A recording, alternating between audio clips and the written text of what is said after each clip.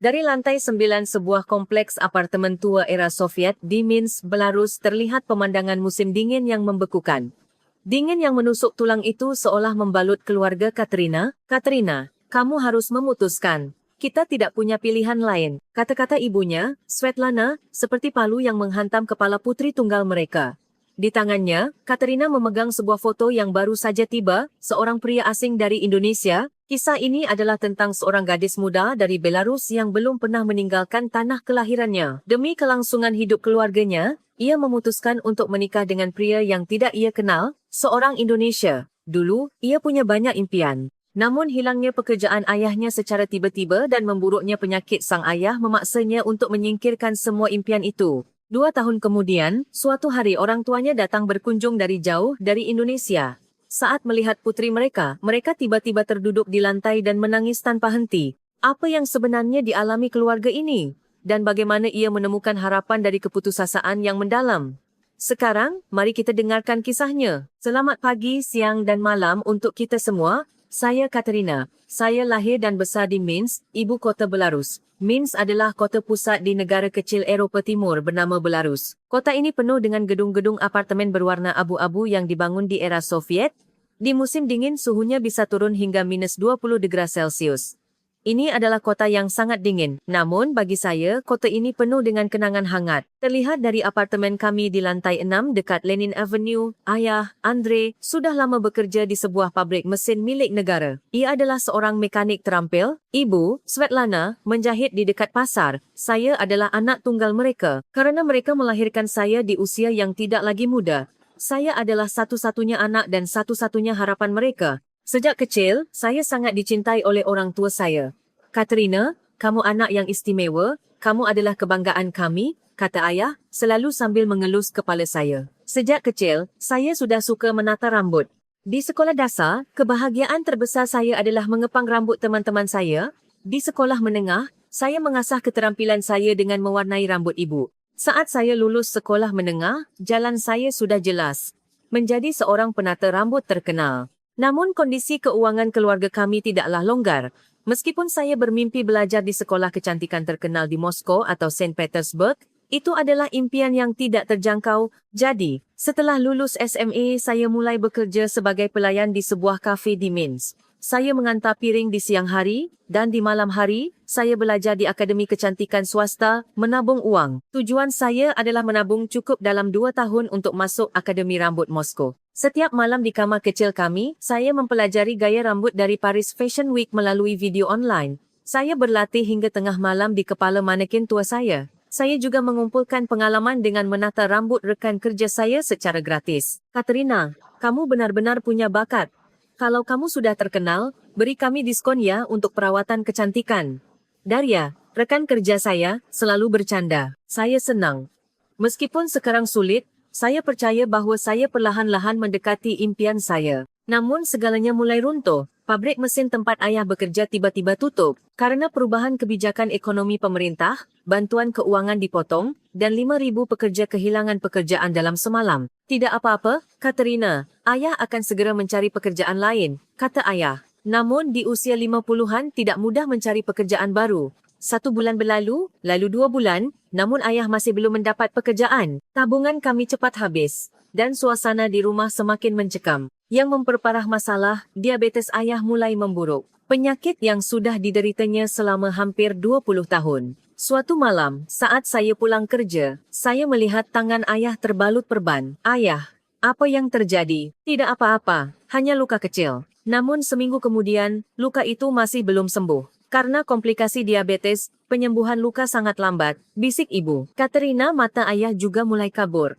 Kita harus membawanya ke rumah sakit. Namun seiring dengan hilangnya pekerjaan ayah, asuransi kesehatannya juga hilang. Biaya rumah sakit dan obat-obatan bulanan melebihi setengah dari penghasilan keluarga kami. Saya mulai bekerja double shift di kafe, bekerja dari pagi hingga malam, dan membersihkan kedai kopi terdekat setiap akhir pekan. Saya tidak bisa lagi belajar di Akademi Kecantikan. Saya harus menghemat biaya kuliah untuk membantu keluarga. Impian saya semakin menjauh. Namun sebagai satu-satunya anak, tidak ada orang lain yang bisa menopang keluarga selain saya. Suatu pagi yang dingin, musibah datang. Ibu menelepon saya dengan suara khawatir, "Katerina, ayah pingsan, pulanglah segera." Saya menjelaskan kepada pemilik kafe dan bergegas pulang. Sebuah ambulans sudah ada di luar apartemen. Ayah sedang dinaikkan ke tandu kerana syok hipoglikemik, penurunan gula darah yang parah. Waktu di ruang gawat darurat rumah sakit terasa seperti neraka. Setelah beberapa jam, doktor keluar dan memanggil kami ke ruang konsultasi. Dari tatapan wajahnya saja, saya tahu ini bukan berita baik. Fungsi ginjal pasien hanya 15%. Dia harus segera memulai dialisis, jika tidak nyawanya dalam bahaya. Selain itu, retinopati diabetik juga sudah parah. Satu mata hampir buta, dan yang lain memburuk dengan cepat. Saat mendengar kata dialisis, hati saya seakan membeku. "Berapa biaya pengobatannya, Dok?" tanya ibu dengan suara bergetar. "Dialisis 3 kali seminggu, 4 jam setiap sesi. Itu sekitar 20.000 rubel sebulan. Ditambah pengobatan mata dan obat-obatan, totalnya bisa mencapai 30.000 rubel sebulan. 30.000 rubel. Penghasilan bulanan keluarga kami hanya 15.000 rubel. Kami duduk, saya dan ibu, di kursi semen yang dingin di koridor rumah sakit. Saat itu, saya merasakan untuk pertama kalinya beban kata keputusasaan. Kami mengajukan pinjaman ke bank, tetapi ditolak karena kami tidak memiliki jaminan. Kami meminta bantuan kepada semua kerabat kami, tetapi mereka semua menggelengkan kepala, mengatakan bahawa kondisi hidup mereka juga sulit. "Maaf, Svetlana, kami juga punya utang," kata paman saya sambil memalingkan muka. "Selama seminggu, kami mencoba segala cara, tetapi tidak menemukan solusi." Di sinilah Bibi Olga, yang tinggal di Polandia, menelepon.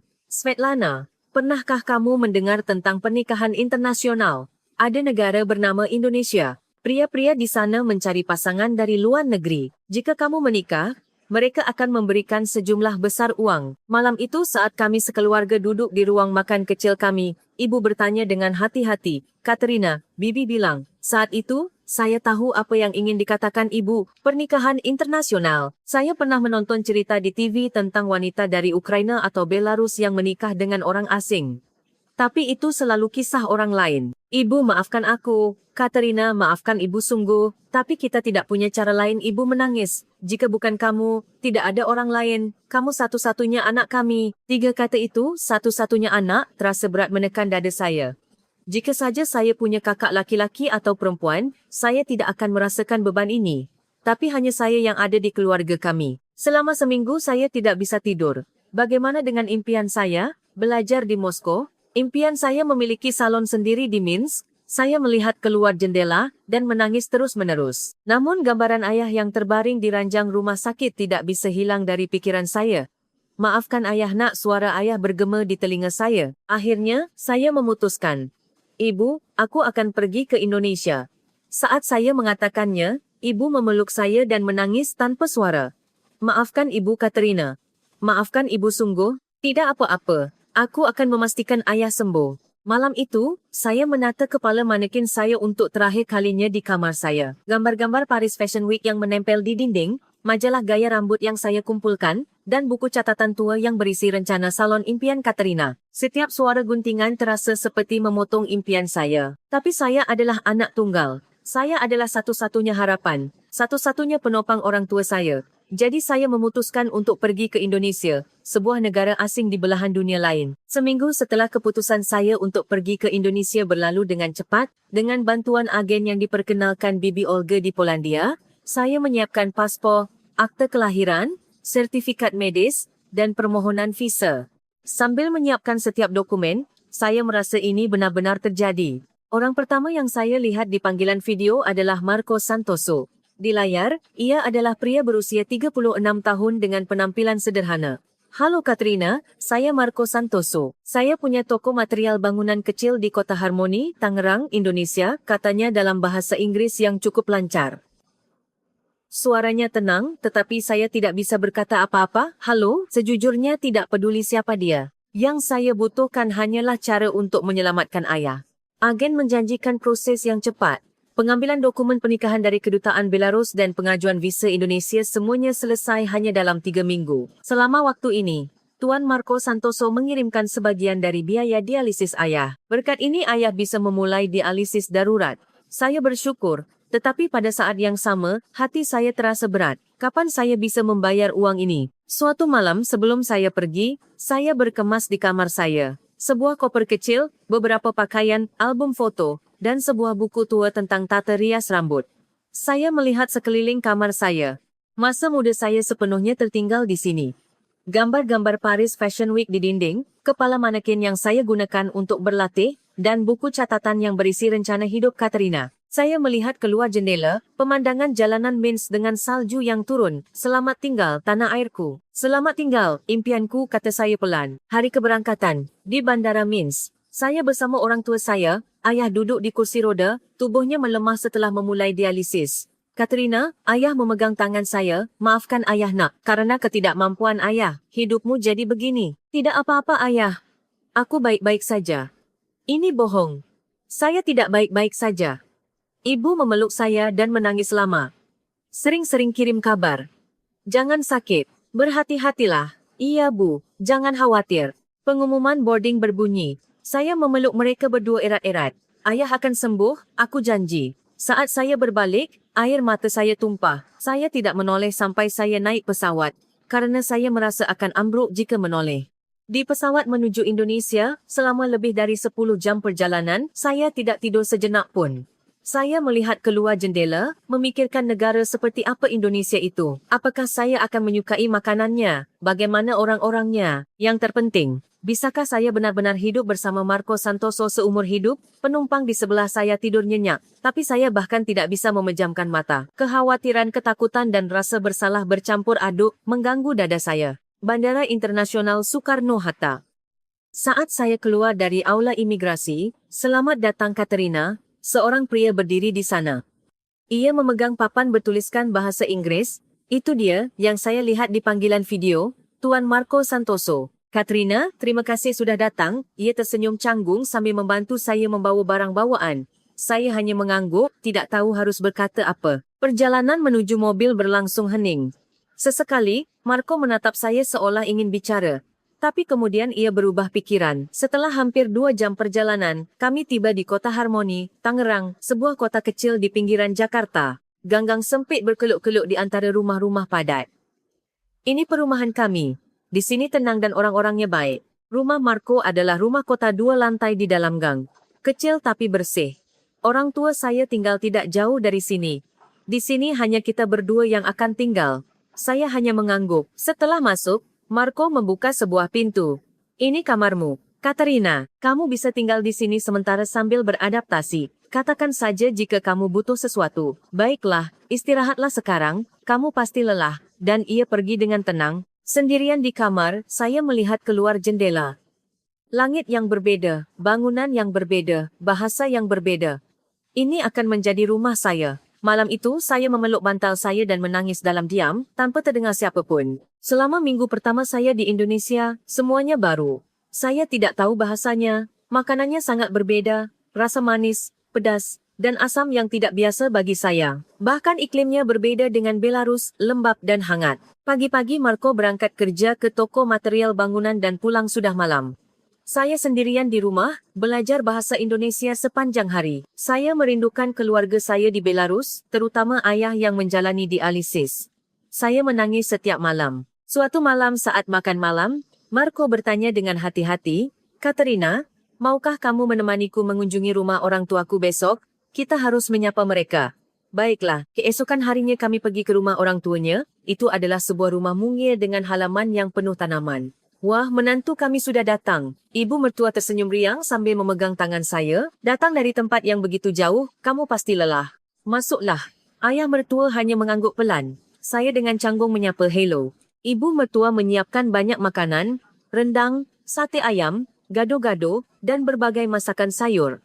Tapi karena saya tidak terbiasa dengan rasanya, semuanya menjadi sulit bagi saya. 3 hari kemudian, ibu mertua memanggil saya nak, mungkin kamu bosan dan kesepian di rumah. Mau bantu di warung kami? Orang tua Marco memiliki warung kecil di pintu masuk perumahan. Pekerjaannya tidak sulit, hanya menata barang-barang dan membantu melayani. Jika ada pelanggan, angguk saja, kata ibu mertua, saya setuju. Ini lebih baik daripada sendirian di rumah. Keesokan harinya saya mulai bekerja di warung mertua saya. Awalnya, karena saya tidak tahu bahasanya, sangat sulit berkomunikasi dengan pelanggan. Ada rasa lain tidak? Tanya seorang pelanggan sambil menunjuk sebuah produk, tetapi saya tidak mengerti maksudnya. Saya harus memanggil ibu mertua, tapi ibu mertua tidak marah. Tidak apa-apa, kamu juga akan belajar seiring waktu katanya dan satu persatu dia mengajari saya bahasa Indonesia. Ini susu, ini mie instan, ini roti. Beberapa hari kemudian, saya sudah belajar nama-nama produk sederhana dan para pelanggan juga mulai terbiasa dengan saya. Ah, kamu istri Marco ya? Dari Belarus, ya? Iya. Di sana dingin juga? Bagaimana di sini? Baik, Bu. Meskipun bahasa Indonesia saya belum lancar, orang-orang memperlakukan saya dengan baik. Sebulan kemudian, ibu mertua mengajak saya ke pusat pelatihan komunitas untuk migran baru. Di sini kamu bisa belajar bahasa Indonesia, dan kamu akan menemukan banyak teman dari negara lain. Saya mulai belajar bahasa Indonesia 3 kali seminggu. Banyak di kelas adalah wanita seperti saya yang datang ke Indonesia karena pernikahan internasional, dari Vietnam, Kamboja, Uzbekistan, dan bahkan dari Ukraina. Semua berusaha keras untuk hidup di tanah asing. Mbak dari mana? Tanya Tran Ngoc Lan dari Vietnam. Belarus. Di mana itu? Dekat Rusia? Iya. Kurang lebih begitu. Kami menjadi teman, berbagi cerita dan saling menyemangati. Suatu malam saya melakukan panggilan video dengan ibu di Belarus. Katerina, bagaimana kabarmu? Aku baik-baik saja, Bu. Tidak ada masalah. Dialisis ayah lancar. Aku sudah membeli obat dengan uang yang kamu kirim. Mata ibu memerah. Terima kasih nak, terima kasih sungguh. Ibu, jangan menangis. Aku benar-benar baik-baik saja. Itu bohong. Saya tidak baik-baik saja. Setelah panggilan telepon, saya menangis lagi. Kali ini saya tidak bisa menahan tangisan saya. Ini sangat sulit. Isak tangis saya bergema di ruang tamu. Di sisi lain dinding, Marco yang berada di ruang tamu berdiri di luar pintu kamar saya, tetapi ia tidak mengetuk. Ia hanya berdiri di sana dengan tenang sesaat. Lalu ia kembali ke kamarnya sendiri, namun, malam itu ia membuat keputusan. Aku akan membantu Katerina bahagia. 3 bulan kemudian di Indonesia, suatu Sabtu sore saat saya bekerja di warung, seorang nenek tua masuk. Apakah ibunya Marco ada? Iya nenek, silakan masuk, sapa ibu mertua riang. Rambut nenek itu acak-acakkan dan ia memegangnya sambil menghela napas. Aduh, kenapa rambutku begini? Aku ingin pergi ke salon tapi selalu penuh janjinya. Melihat itu, saya tidak bisa lagi mengabaikannya. Nenek, mau aku yang menata rambut nenek? Meskipun bahasa Indonesia saya canggung, nenek itu mengerti apa yang saya katakan. Hah, kamu bisa nak? Iya, saya belajar tata rias rambut di Belarus. Ibu mertua menatap saya, terkejut. Nak, kamu bisa menata rambut? Lumayan Bu. Sebenarnya tidak hanya lumayan. Saya diakui keahlian saya di Minsk. Nenek itu duduk di kursi kecil di belakang warung. Saya meminjam gunting dari ibu mertua. Saat saya memegang gunting, saya merasa hidup kembali untuk pertama kalinya dalam 3 bulan. Saya menyisir rambut nenek itu dengan hati-hati dan mulai menyesuaikan keseimbangan sudut tangan saya, panjang, lapisan. Semua yang saya pelajari di Akademi Kecantikan Minsk kembali secara alami ke jari-jari saya. Setelah 20 menit, selesai Nek, ibu mertua memberikan cermin. Saat nenek itu melihat dirinya di cermin, matanya membelalak. Hah? Ini aku, ini benar-benar rambutku. Rambutnya yang acak-acakan menjadi rapi dan bentuk wajahnya terlihat lebih lembut. Wah, terima kasih. Lebih bagus dari yang dibuat di salon. Nenek itu mengucapkan terima kasih dan pergi. Ibu mertua melihat apa yang terjadi dan diam-diam memegang tangan saya. Nak, kamu punya bakat dalam hal itu, kenapa tidak bilang? Saya tidak bisa menjawab. Bagaimana saya menjelaskan bahwa saya melepaskan semua impian saya untuk bisa sampai di sini? Malam itu Marco pulang. Mungkin ibu mertua sudah meneleponnya. Ia memanggil saya ke ruang tamu. Katerina, ibu bilang padaku. Katanya kamu bisa menata rambut? Lumayan mas, tidak hanya lumayan. Ibu bilang kamu sangat terampil. Ia ragu sejenak. Lalu ia bertanya dengan hati-hati. Sebelum kamu datang ke Indonesia, impianmu adalah menjadi penata rambut? Mendengar pertanyaan itu, air mata saya hampir tumpah. Iya mas, di Belarus, aku ingin menjadi penata rambut. Tapi karena sakit ayah, saya tidak menyelesaikan perkataan saya dan menunduk. Marco menatap saya diam-diam sejenak. Lalu ia berbicara pelan, Katerina, bagaimana jika kamu mulai lagi di sini? Di Indonesia, apa? Jadilah penata rambut, ada juga lisensi kecantikan di Indonesia. Kamu bisa ikut ujian meskipun kamu pendatang. Aku tidak percaya. Tapi bahasa Indonesiaku belum bagus. Tidak apa-apa. Perlahan-lahan, Aku akan membantumu. Saat saya melihat ketulusan di matanya, saya tidak bisa menahan tangis. Benarkah? Bisakah? Iya. Sayang sekali bakatmu kalau hanya kamu sembunyikan di sini. Malam itu saya tidur dengan harapan. Ini sudah lama hilang dari saya. Saya tidak pernah menyangka bahwa impian yang telah kulepaskan akan bisa kupegang kembali di tanah asing ini. Sejak saat itu, hidup saya berubah total.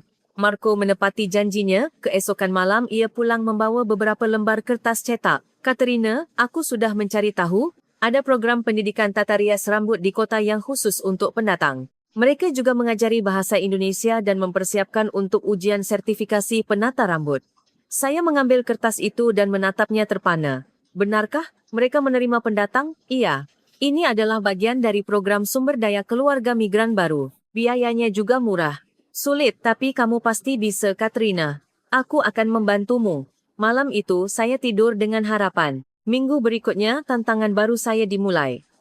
Saya mendaftar di kelas untuk pendatang di Akademi Tata Rias Rambut di Pusat Pelatihan Kejuruan di kota. Di sana, saya bersama wanita-wanita dari Vietnam, Filipina yang menikah dengan orang Eropah, dan Uzbekistan yang juga datang ke Indonesia karena pernikahan internasional. Mbak, ayo kita saling bantu. Tran Ngoc Lan dari Vietnam memegang tangan saya. Guru sekaligus mengajar bahasa Indonesia dan teknik tata rias rambut.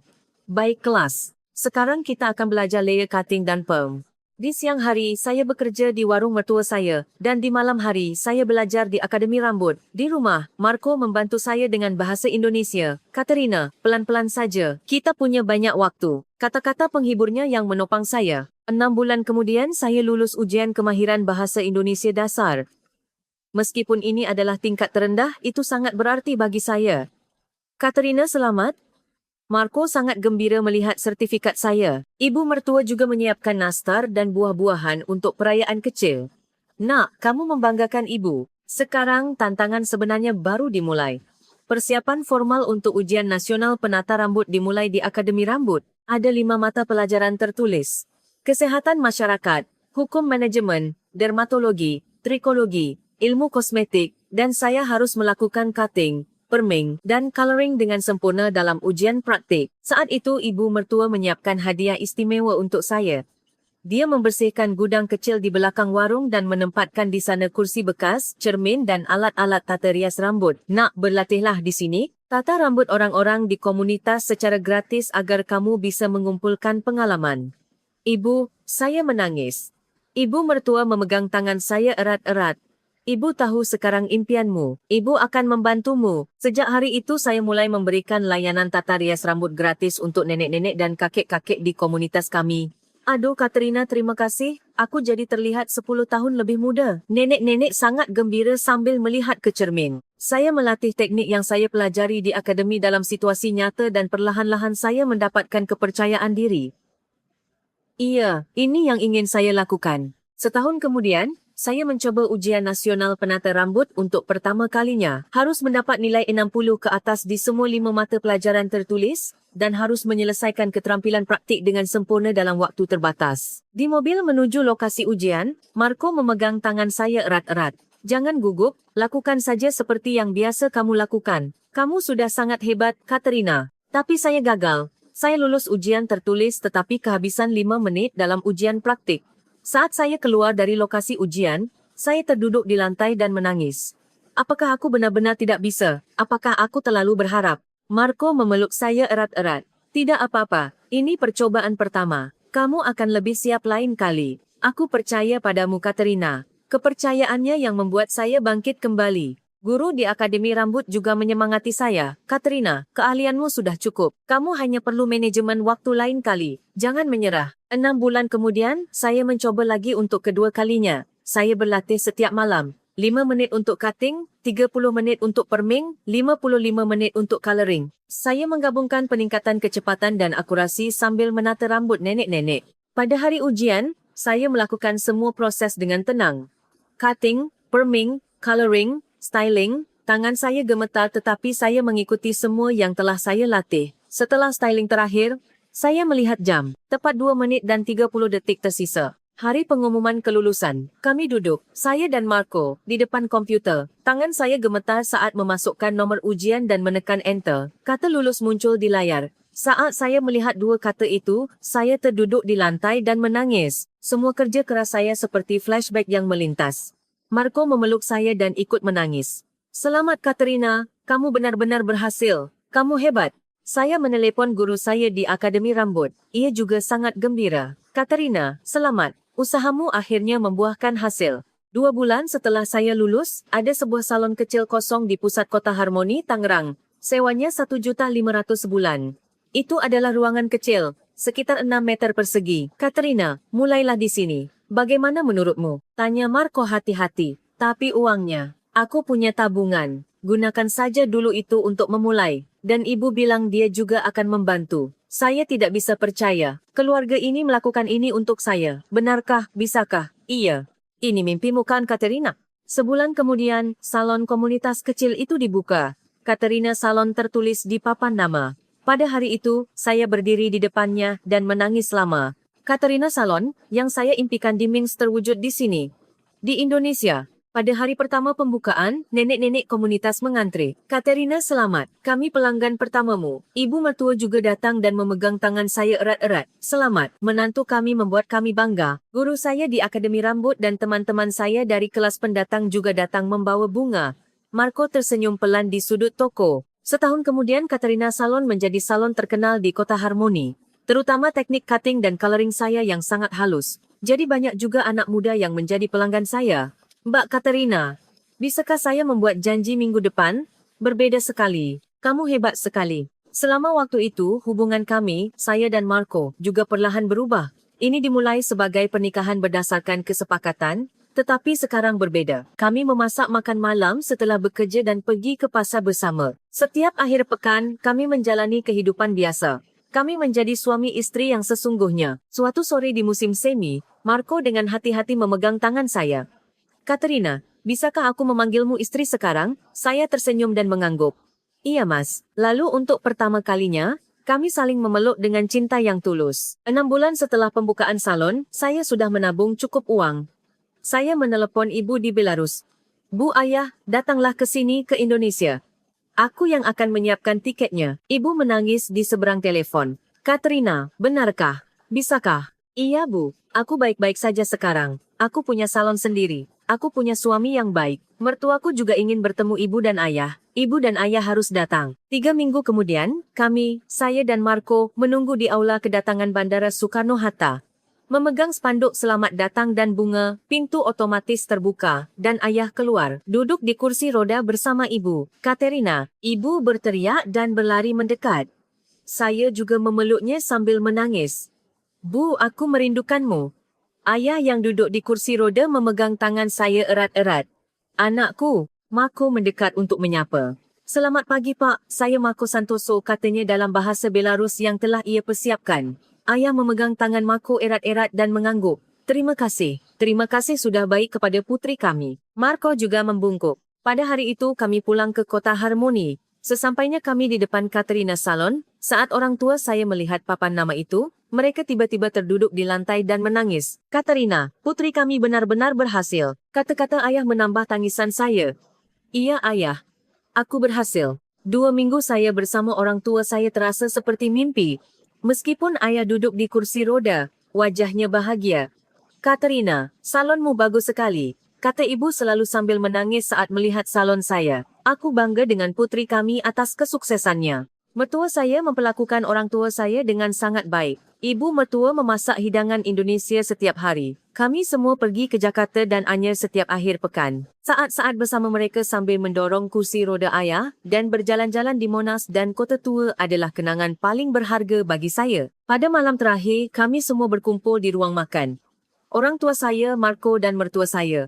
Ayah mertua mengangkat gelas dan berkata, kami sangat bahagia Katerina datang ke hidup kami. Kita adalah keluarga sekarang. Ayah juga berkata, terima kasih sudah merawat putri kami seperti ini. Malam itu, saya dan ayah berbicara berdua.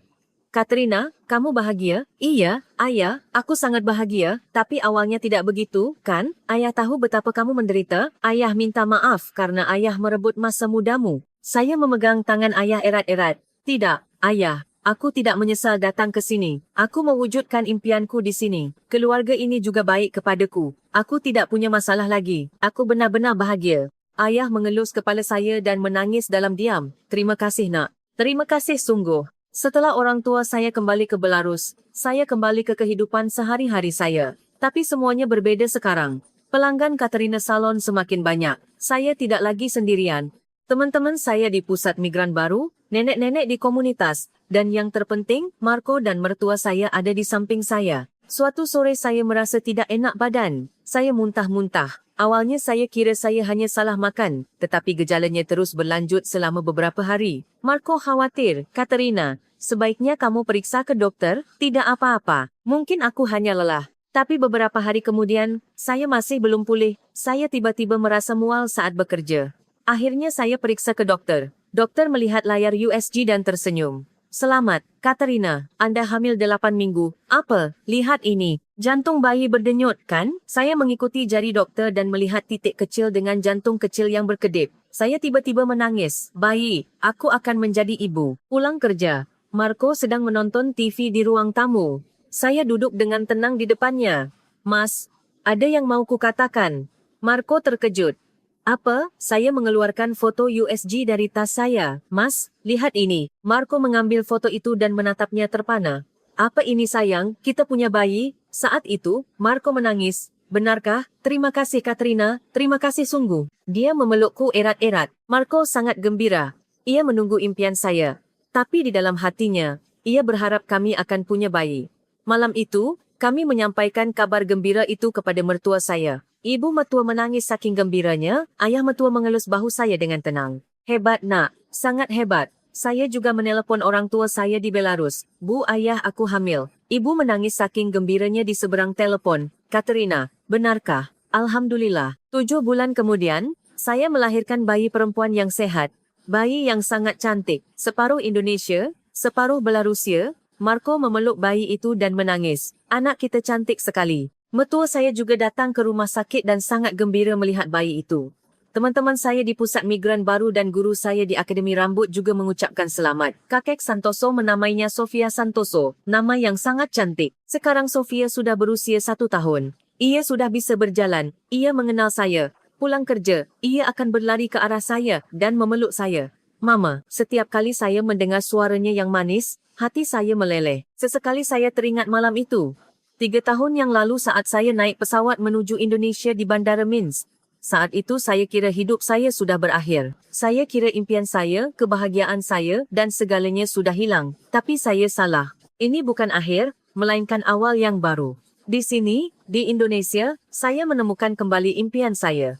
Impian untuk menjadi penata rambut yang tidak bisa saya wujudkan di Belarus. Saya belajar bahasa asing. Saya berjuang siang dan malam dan berkali-kali ingin menyerah. Tapi pada akhirnya saya berhasil. Yang terpenting, saya bertemu Marco Santoso. Ini dimulai sebagai pernikahan berdasarkan kesepakatan. Tapi sekarang ia adalah orang yang paling berharga dalam hidup saya. Orang yang percaya pada saya, mendukung saya, dan bersama saya mewujudkan impian saya. Mertua saya juga mencintai saya seperti anak kandung mereka. Saya, yang tidak tahu bahasa Indonesia dan tidak tahu apa-apa tentang budaya Indonesia, mereka terima dengan hangat. Sekarang, di lengan saya memeluk putri saya yang cantik, Sofia, yang berdarah Indonesia dan Belarusia. Orang tua saya di Belarus sehat dan baik-baik saja. Meskipun ayah masih menjalani dialisis, kondisinya stabil. Saya bangga bahawa uang yang saya kirimkan membantu mereka. Indonesia, yang sekarang adalah tanah air saya. Karena disinilah saya mewujudkan impian saya dan membangun keluarga yang saya cintai. Saat ini saya bisa berkata sepenuh hati, aku benar-benar bahagia. Saya juga ingin mengatakan kepada Anda semua, kita tidak tahu apa yang akan terjadi dalam hidup. Terkadang kita harus membuat keputusan yang tampaknya tanpa harapan. Tetapi keputusan itu bisa menjadi kesempatan baru. Semua kesulitan hari ini akan menjadi langkah penting menuju kebahagiaan. Jangan menyerah. Sofia sekarang sudah bisa berbicara bahasa Indonesia sederhana. Mama, Ayah, Papa.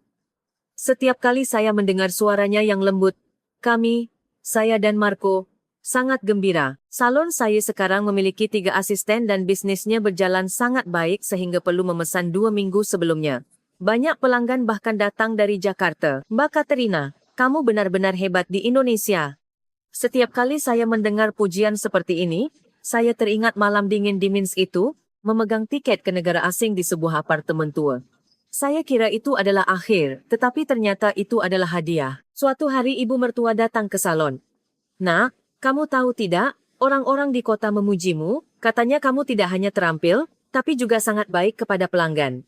Bu, itu karena ibu. Bohong nak, itu bakatmu sendiri. Ibu mertua memegang tangan saya, kami sangat bahagia kamu datang ke keluarga kami, kamu bukan hanya menantu, kamu sudah seperti anak kami, kata-kata itu membasahi mata saya. Setiap akhir pekan, saya dan Marco sering pergi ke Anyer untuk menikmati pemandangan pantai. Marco mendorong kereta bayi Sofia dan saya memegang tangannya sambil kami berjalan di tepi pantai saat matahari terbenam. Sayang, kamu bahagia? Tanya Marco. Bahagia. Sangat bahagia. Saya melihat jauh ke cakram. Saya menunjukkan Sofia kepada mereka. Kakek, nenek, Sofia melambai di layar. Orang tua saya menangis haru. Cucu kami cantik sekali. Katerina, kamu benar-benar melakukan hal yang benar. Kami bangga padamu. Setelah panggilan telepon, saya menangis sejenak. Ini bukan air mata kesedihan, melainkan air mata syukur. Syukur kepada orang tua saya atas pengorbanan mereka, kepada Marco karena memberiku kehidupan baru, kepada mertua saya karena menerima saya, dan kepada Indonesia karena memberiku kesempatan. Tahun lalu, saya mendapatkan kewarganegaraan Indonesia. Pada hari sumpah saya di Biro Imigrasi, saya benar-benar merasa saya memiliki tempat di sini. Saya, Katerina, bersumpah untuk menjadi warga negara Republik Indonesia dan akan mematuhi hukum Indonesia. Saat saya mengucapkan kata-kata itu, saya teringat semua yang telah saya lalui. Dari Minsk ke Kota Harmoni, dari keputusasaan ke harapan. Dari orang asing menjadi bagian dari keluarga, sekarang saya Katerina Santoso Indonesia dan Belarusia. Dua negara. Dua budaya bercampur dalam diri saya. Di salon, saya berbicara dengan pelanggan dalam bahasa Indonesia. Di rumah, saya mengajari Sofia bahasa Belarusia. Mama, apa namanya ini? Spasiba, spasiba. Sofia mengulanginya. Meskipun pengucapannya tidak sempurna, sangat indah mendengarnya. Saya berharap ketika ia besar nanti, ia akan bangga dengan garis keturunannya dan bangga dengan cerita ibunya. Suatu hari ia akan mengerti bahawa ibunya melepaskan impiannya demi keluarganya, pergi ke negara asing dan kemudian menemukan kembali impiannya di sana dan membangun keluarga yang bahagia. Ini bukan hanya cerita saya. Ini adalah cerita banyak migran baru. Di pusat migran baru, saya sekarang menjadi sukarelawan. Saya membantu sesama wanita yang datang ke Indonesia. Jangan khawatir, saat saya datang ke sini, saya tidak tahu bahasa Indonesia sama sekali. Sekarang, lihat, saya punya salon sendiri. Kalian juga pasti bisa. Saya memegang tangan mereka dan saya menyalurkan kehangatan yang diberikan kepada saya oleh ibu mertua, Marco, dan guru-guru saya. Hidup ini benar-benar indah. 3 tahun yang lalu, jika ada yang mengatakan kepada saya bahawa saya akan memiliki salon di Indonesia, memiliki suami dan mertua yang penuh kasih, dan memiliki anak yang cantik, saya tidak akan pernah percaya, tapi semua ini nyata. Matahari sudah terbenam. Saya berdiri di depan salon. 5 kata Katerina salon berkilau dalam cahaya matahari terbenam. Ini toko saya. Impian saya. Hidup saya. Marco berjalan mendekat, memegang Sofia. Mama. Sofia berlari ke arah saya. Saya berlutut dan membuka lengan saya. Saya memeluk putri saya dan menatap Marco. Ia tersenyum kepada saya. Ayo pulang sayang. Iya, ayo pulang. Bertiga kami berjalan bergandengan tangan di gang kecil Kota Harmoni. Matahari terbenam memperpanjang bayangan kami. Ini kisah saya. Dari Minsk ke Kota Harmoni. Dari keputusasaan ke kebahagiaan. Dari orang asing menjadi bagian. Jika Anda sedang berjuang sekarang, jika Anda merasa hidup Anda tanpa harapan, ingatlah kisah saya. Terkadang, keputusasaan yang paling dalam adalah awal dari kehidupan yang baru. Terkadang, pilihan yang dipaksakan adalah hadiah terbaik. Jangan menyerah pada impian Anda. Jangan menyerah pada harapan, karena Anda tidak akan pernah tahu kebahagiaan seperti apa yang menunggu di tikungan berikutnya.